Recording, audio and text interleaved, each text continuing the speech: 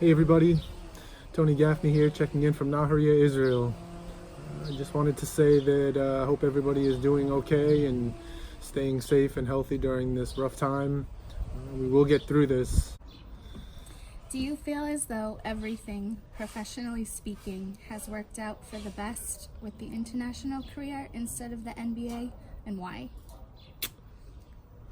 It's a good question. Obviously, every kid's dream playing basketball growing up is to play in the NBA and have a long career, and that was no different for me. However, as you grow and you get older, that kind of changes, and you take what's thrown at you. And for me, a career in the NBA wasn't exactly in the cards. And 11 years after my career started, I can't say there's anything I would change about it.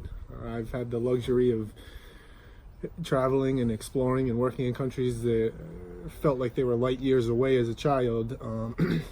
I've made friendships and relationships that will last the rest of my life.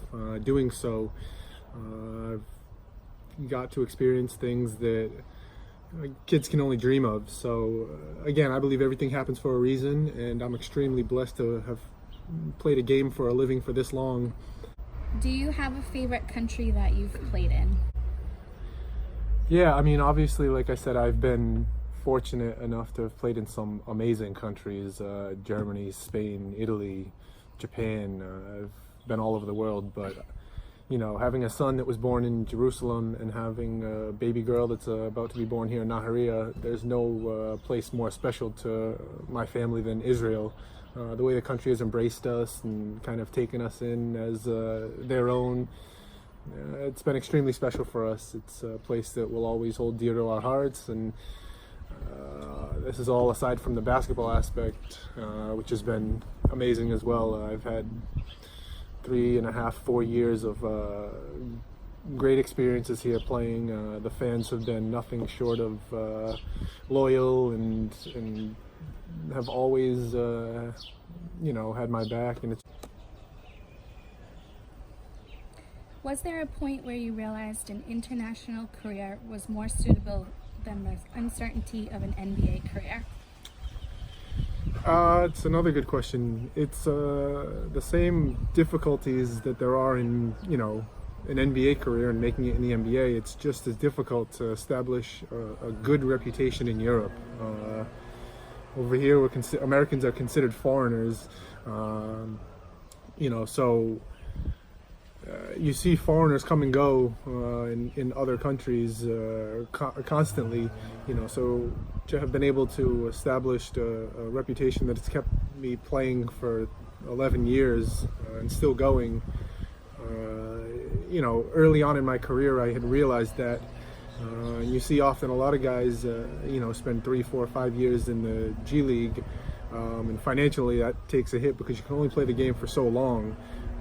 So again, once I was, had gotten my feet wet in the European market, I became an all-star in Germany for a few years. It was then that I had realized, my greatest value was in Europe and the uncertainties of what the NBA held, while I was still on the cusp. And, who knows what would have happened had I not given it a couple more years of effort and trying to get my feet and stamp into the NBA. It worked out for the best, and I'm glad that I had the right people in my corner encouraging me to continue to pursue my career in Europe and on the European market. So again, it worked out for the best. A question many people have is the financial situation of overseas basketball. Can you elaborate on that? Yeah, it's a good question, and it's a question that I get often. And while talking about salaries in any line of work can be uncomfortable, I get it. With European basketball, the financial situation ranges substantially, kind of like every line of work. You have players that make on the low end of $30,000 or $40,000, and then you have players that can make towards $4 or $5 million. Again, it all depends on the league that you're in, the sponsorships your teams have. For me, I've fallen in the middle, and I've made a very nice living playing basketball for as long as I have. Some of the added perks that go along with it When you get to the higher levels of European basketball and playing overseas, the teams accommodate you extremely well. You're given a house, you're given a car, all expenses paid for. The taxes on your salary is paid for.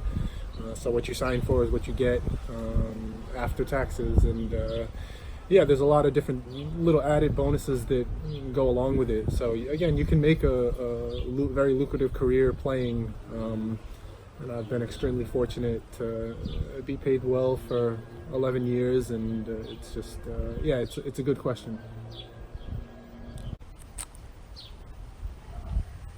When you retire from basketball, will you come back to live in the United States, more specifically the southeastern Mass area? Yes. While my wife and I have grown very accustomed to life in Europe and in Israel, and it has become our home away from home, America, and more specifically Massachusetts and Rhode Island, is our home. Obviously, for 10 months of the year, we miss it greatly, and we're really looking forward to residing and spending the rest of our lives in the New England area and in America. We have a condo back home right now, and upon retirement, we'll be on the house market. We prefer somewhere in Massachusetts or Rhode Island, as, like I said, that's our home, and that's where our lives will be.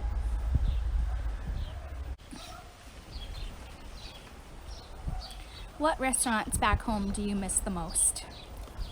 Man, while the food overseas and specifically in Israel is phenomenal, and I must say that the food in Israel is probably the most underrated food in the world. My wife and I love it. Again, there's no food like the food at home. A few of our favorite restaurants are Sava's in Somerset, Fiestas in Somerset, Ma and Pa Rafa's. We love going to Barrett's. We love going to all those waterfront restaurants in New Bedford, Merrill's Waterfront, the Black Whale. Obviously, there's countless restaurants that we really look forward to throughout the year, to returning home, to going to. We often have bets playing Yahtzee on who's going to choose the first restaurant upon arrival, in which I usually win. And our first one, I'll probably do my wife a favor and we'll go to Sava's, because throughout her entire pregnancy she's talked about Sava's pizza constantly. So. Okay, last question, but an important one. Can your brother Bud dunk? Dunk what? No, right now Bud cannot dunk. If I were to give him 2 months and a little financial incentive, a little bit, he would be able to dunk for sure in a few months.